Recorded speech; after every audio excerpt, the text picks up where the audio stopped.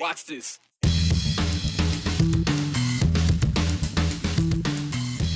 It's been a year, and quite a year. 1 year ago today, Idaho got its first doses of the COVID vaccine. Who got that first one?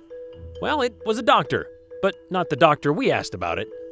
We all know Boise State University is home of the Broncos, specifically that part of Boise that runs right along the south side of the river. But before it was blue turf, it was home to those who took to the blue skies, how Boise helped begin the country's airmail service. It might not be the moon, but it sure kind of looks like it. And that's why some real astronauts came to Idaho to study up as they prepared to take off for the final frontier, and some for the final time. So a year ago, we were supposed to be seeing the light at the end of the pandemic tunnel. Well, with the COVID vaccine being administered for the first time, 365 days ago. That light is still there, but it's still kind of keeping its distance because deep into this pandemic tunnel, we're still seeing new developments, which lead to a lot of new questions. The Omicron variant, for example. Does the new strain have the potential to create as many issues as Delta did here in Idaho? What if, for example, Omicron is more contagious, but not necessarily as serious? Doesn't yield the serious health issues like we saw with Delta. Is that a good thing? We asked those questions and more earlier to Idaho health experts. In fact, Joe Paris jumped in on the COVID media briefing this afternoon. It's a weekly briefing that they've been doing. I don't know what number it is. They've been doing it since, well, pretty much this whole thing started. So I don't know where we are when it comes to how many we've seen, but there've been a lot. And so this latest one kind of had some, well, hopefully new information, especially about the new variant, right? Yeah, and that's something that I think Idahoans and a lot of people have been talking about for weeks, Brian. They want to know, what is the deal with this Omicron variant and what do researchers know? Well, it is still very new to researchers, but we do know there are some major big takeaways that health leaders are able to glean from early available data worldwide. Now, a big one when it comes to the Omicron variant, reportedly, Omicron has risks associated with it, and experts are still looking into how those compare, though, with Delta variant cases. Now, protection against Omicron, it's crucial, according to experts, especially heading into the holiday season and the new year. Now, there were major hopes that Omicron would be contagious, but not very dangerous, but maybe just all benign together at the end of things. But it looks like, according to early data, that is not going to be the case with Omicron. And with scientists trying to keep up with COVID strains, experts advise that you get out there and you get a vaccine as soon as possible if you haven't. And they also advise that you get out there and get your booster shot as well as soon as you're available. Now, state epidemiologist Dr. Christine Hahn says the immunity question in terms of how effective vaccines are against the different strains, well, it all continues to evolve with each strain, including with the Omicron variant. Take vaccine and natural immunity questions between Delta and Omicron variants, for example. Worrisome signals that neither vaccination on its own nor natural immunity, as it were, of people who've been infected is probably going to be as helpful as it was for people who got Delta or an earlier variant and now really had to face potential infection with Delta. So through the pandemic, there has been a theory and a hope out there that eventually the primary strain of COVID will be contagious, yes, but it will not carry the health impact with it, meaning that through so many mutations, the virus would become very, very mild to the point that COVID is really just like the common cold. Some had really hoped that Omicron would be that variant, but it appears, according to research, that is not the case. So hypothetically, though, Dr. Hahn says a mutation to the point of COVID being like the cold, well, that would be a very welcome development. If we had a very transmissible virus that gave us some immunizing effect that protected us against nastier strains, but didn't make us very sick, we would feel that the pandemic was essentially under control or over. This had now become something like a cold virus or something that caused only very mild illness.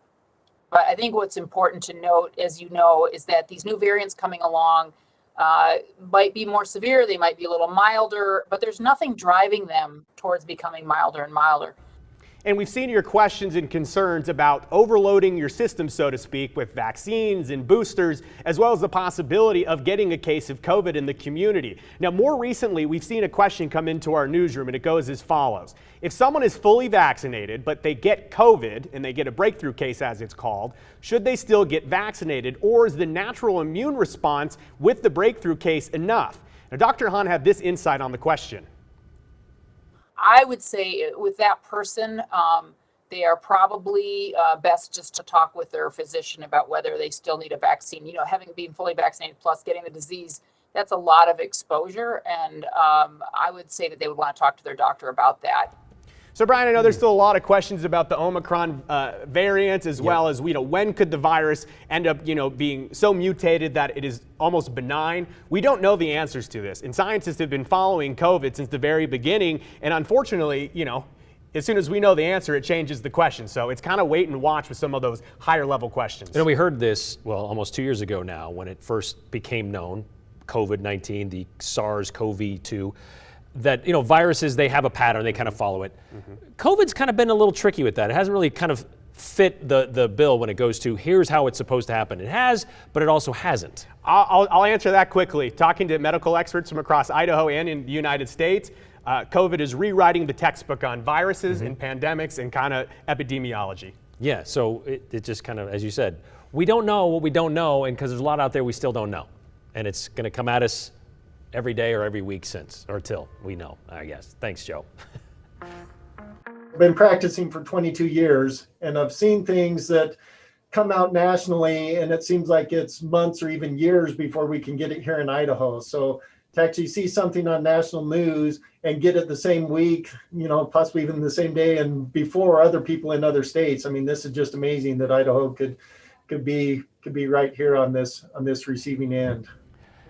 That is Dr. Jack Clark, a doctor of internal medicine at Madison Memorial in Rexburg. We introduced him to you exactly a year ago today in exactly the same way. Why?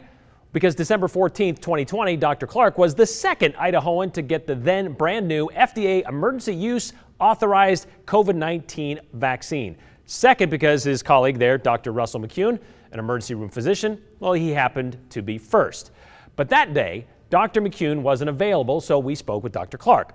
That was a year ago. Madison Memorial was the first facility in Idaho to get and then give the COVID vaccine. It wasn't even on the same week. It was on the same day as the first ever dose that was given to a critical care nurse in New York City, which is why Dr. Clark was so impressed. Okay, so a year ago, there were 300,000 COVID-related deaths in the United States. We had sustained 1,202 COVID deaths in Idaho at that point. And we were right in the middle of what we thought was going to be our biggest surge in cases, hospitalizations, and deaths. At one point, before the vaccine was introduced, Little Rexburg, Idaho was one of the hottest spots in the country when it came to COVID cases per 1,000. Little did we know what lie ahead for the following fall. Dozens of deaths a day, record hospitalizations, with those hospitals now operating under crisis standards of care as of last fall.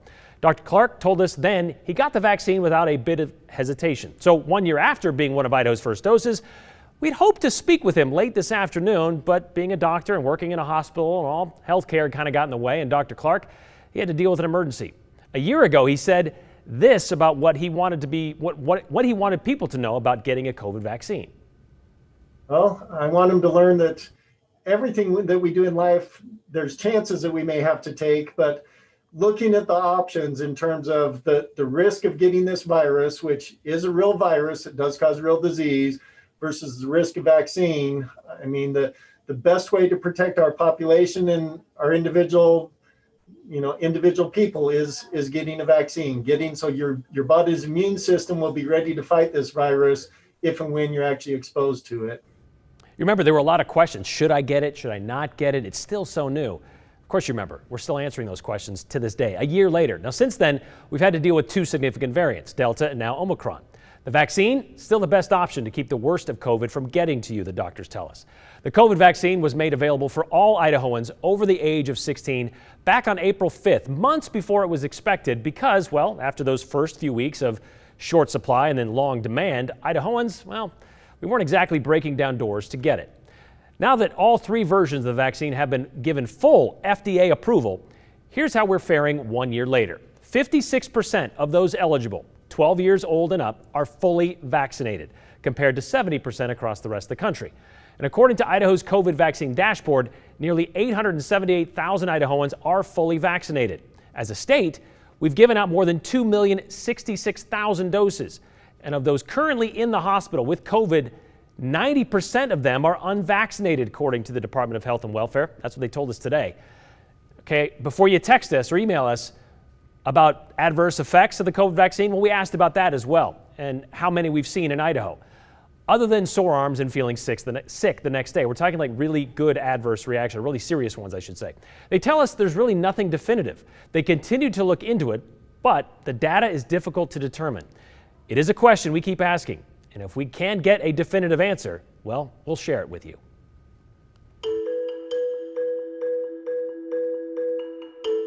Can you imagine holiday shopping for those distant relatives, and then you also had to figure out a way to hand deliver it?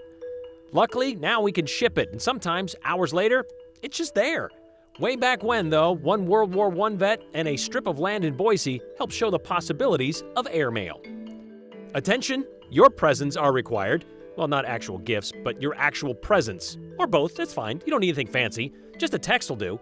Send us one, 208-321-5614.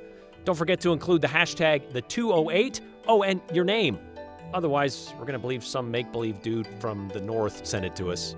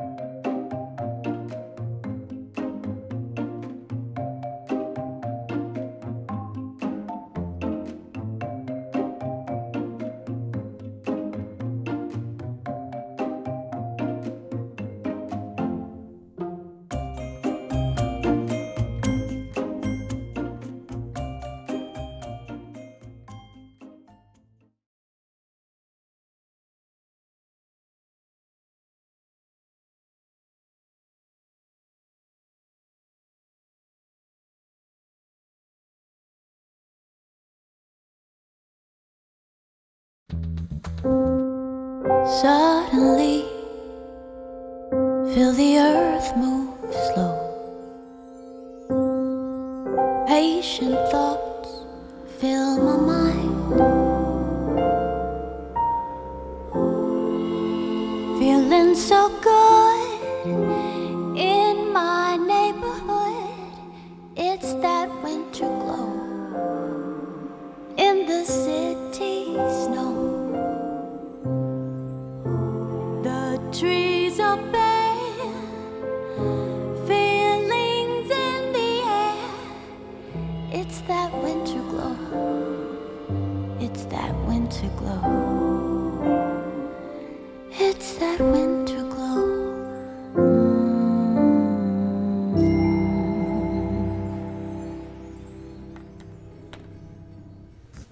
All right, some more snow is putting us into the holiday spirit, right? First significant snowfall of the season. We'll take it. But before you deck the halls with boughs of holly, we've got a public service announcement for all of you procrastinators out there. Tomorrow is your last chance to get your packages in the mail so they can make it on time for Christmas. At least that's what they tell us. Of course, if you have Amazon, well, that's a whole other thing.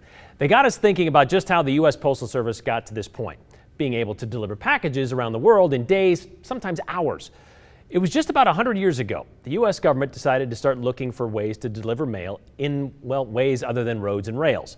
Those early days, Boise had a big part in getting air mail off the ground across the West and bring Boise its first airport to a place where it was once biplanes, these days only Broncos in today's Get to Know Idaho. In 1903, getting from point A to point B suddenly got more interesting, thanks to the Wright brothers. If people could get around by plane, well, so could their stuff, like a lightweight letter. About 15 years after that first flight, the idea of delivering mail by air started bouncing around what was then called the U.S. Post Office Department. By 1918, the U.S. Post Office Department had convinced Congress to appropriate some funds to try to test some of these ideas to even see if it was possible. It was, with some help. Because the Post Office Department, of course, didn't own planes and they didn't employ pilots. They employed mail carriers. Cue the Kelly Act.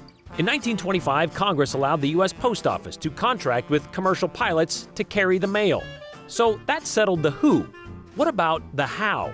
Well, they didn't have to start from scratch. They looked across the country and they were really hoping to build on a transcontinental route that the U.S. Army had helped develop between 1918 and 1925. One of those routes? From Pasco, Washington to Elko, Nevada. With a stopover in Boise. But who would run that route? There was an individual who had been very instrumental in building the aviation industry, and his name was Walter Varney. Varney, a World War I vet, owned and operated a flight school, so he had access to pilots. Pilots like Leon Cuddyback. Remember that name, not that it isn't memorable. But in Boise, we didn't have an airstrip in 1925. Varney also had access to land, buying a flat piece of property south of the Boise River. And although it had trees and some brush, they were able to clear that acreage and build an airstrip. Back to Cuddyback. On April 6, 1926, he headed to Elko, taking off from Pasco in a single-engine plane with just one bag of mail. An overland trip that would normally take 49 hours. They departed at 6 a.m. and it took him about 4 hours to make it to Boise. Cuddyback touched down to fanfare, but he didn't stay on the ground for long. He picked up Boise's bundle and took off for Elko. Once there, Franklin Rose, another Varney pilot, was waiting to return along the same route. He unfortunately encounters some very bad weather, is blown about 75 miles off course, and he has to crash land in southwestern Idaho in a grain field. Rose survived, and so did the mailbag.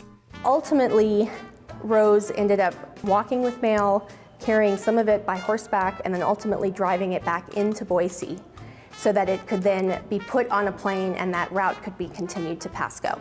A turbulent start for sure to the Boise Spur, but they didn't stay grounded for long. And the airstrip started seeing more than just airmail. Like when 25-year-old Charles Lindbergh landed the Spirit of St. Louis at Varney's Airport as part of a 48-state tour in September 1927. Then came the commercial concept, and Varney began flying people around the West. Varney ended up building a hangar and adding additional buildings to the site. By 1930, Varney Airlines was sold to United Airlines. Yeah, that United Airlines. Meanwhile, Boise was growing, and so was its first Institute of Higher Learning. So Boise Junior College had been leasing space on the north side of the river, and when this opportunity arose, they relocated to the south bank and built their first administrative building and added some dormitories and classrooms over time. And so eventually the use of that airstrip, it ceased. And so in 1936, thereabouts, the decision was made to officially relocate the Boise Airport to Gowan Field. But the original airfield was still on school grounds. That is, until Boise Junior College needed to build a football field. And one could say the Broncos took control of the airspace after that. By the way, when the airport moved to Gowan Field in 1936-ish, 8-ish, it had the longest runway in the U.S. at 8,800 feet. Also, one of Varney's original hangars was moved to the new location, and it was there until major renovations were made to Boise's airport in 2003.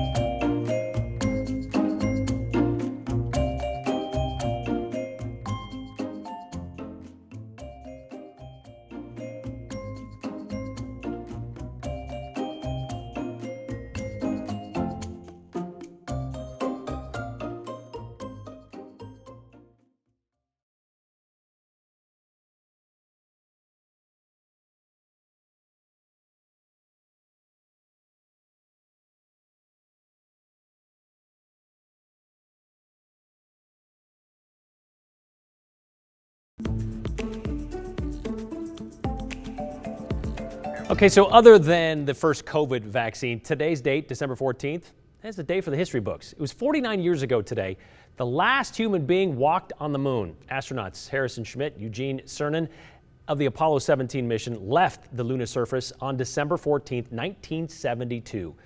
Cernan was the final astronaut to reboard the ship. Before he got on, Cernan said these last words on the moon: "We leave now as we once came, with peace and with hope for all mankind." Well, that day, only 3.5 years after the man first made it to the moon back on July in 1969, that was under President John F. Kennedy. The U.S. had been in a race to beat the Soviet Union to the final frontier. It was a costly and labor-intensive endeavor. So once we did make it there eventually, there wasn't really much left for us to do, right? Well, before those astronauts left their footprints on the surface of the moon, they had some training to do first, to get a feel for the landscape before they ventured out into the great unknown. So a few of those astronauts, including Eugene Cernan, from that final mission, they came to Idaho for a previous mission. The Craters of the Moon is a national monument located between Ketchum and Pocatello. Vast ocean out there of lava rock. Maybe you've driven by it or even walked through it, making it an ideal location to prepare for walking along the real craters of the moon. So in August 1969, NASA's astronauts came here to study those rocks because, after all, they were pilots. And since only a limited amount of moon material could be brought back to Earth, it was imperative the astronauts learn about geology to collect and basically scientifically valuable specimens.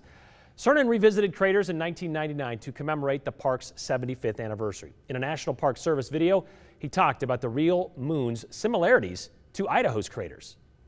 If I could take all the vegetation out of the craters of the moon, I think there would be a very similar feeling to the vastness of it, just the simply vastest emptiness of it all. So true. And while we haven't ventured back to the moon in 5 decades, the relationship made between NASA and Idaho, that was solidified then. Since that time, we've had researchers from NASA out here on an annual basis coming out to look at the geology.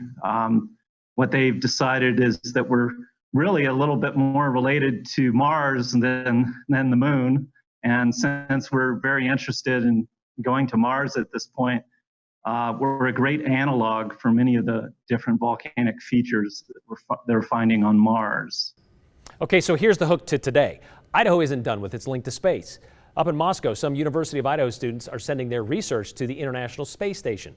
The Vandal Innovation Team was selected from a national pool of applicants by NASA. The students' research tests how microgravity impacts bacteria and how it attaches to polymers. The goal of the study is to see how the harshest conditions impact bacteria resistance. That'll give us, I guess, an idea how best to protect ourselves and stay healthy up there. We're going to introduce some bacteria to these polymers that will be coated onto aluminum coupons up in the ISS in microgravity. So we're looking to see how those polymers behave differently in microgravity versus compared to on Earth. And maybe what they learn up there, we could use down here. U of I team is going to travel to the Kennedy Space Center to watch the December 21st SpaceX launch. Once there, they're going to be able to see their research, take off, launch into space. And while it's not headed to the moon, it is another small step for man and a giant leap for Vandal kind.